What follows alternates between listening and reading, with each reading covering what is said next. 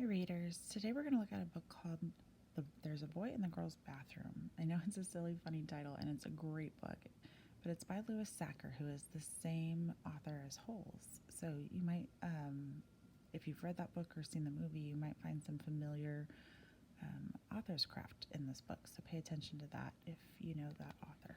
If you don't know that author yet, you might want to look at some other books by him while we read this book together to see if you can compare and contrast his works.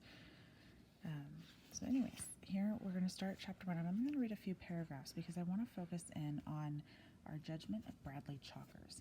So as we start to read this book, Bradley Chalkers is one of our main characters, and as readers, we use our main characters as teachers in our lives, and we use their experiences and how they handle experiences as lessons for ourselves.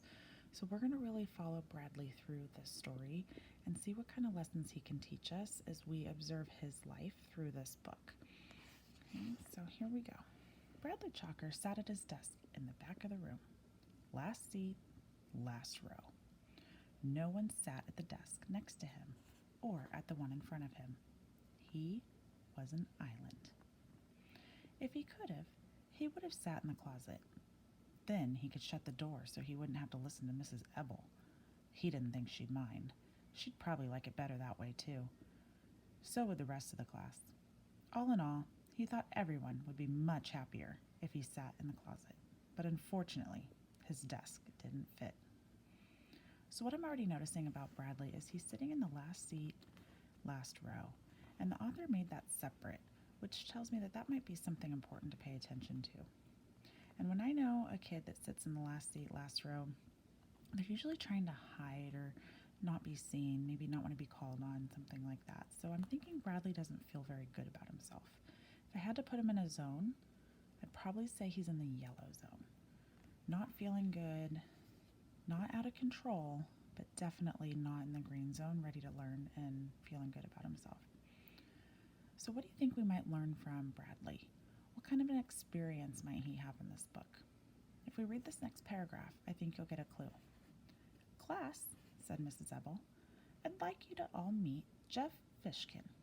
Jeff has just moved here from Washington, D.C., which, as you know, is our nation's capital.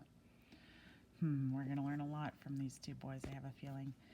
All right, so as we continue reading this book, I want you to think about how authors learn from their characters, their experiences, and what we might learn from Bradley. Even just in the first few paragraphs, we learned from him and we connected with how we might feel when we're sitting in the last seat, last row of a classroom. All right, readers, there's a video down there on this slide that you can watch it's just a short clip called Scrambled. And I want you to pay attention to the lessons that can be learned from those characters and the experiences. There's one main character that you'll see throughout the entire video and one that comes in right at the end, and then the character of the cubes, of course, is in there throughout the whole movie.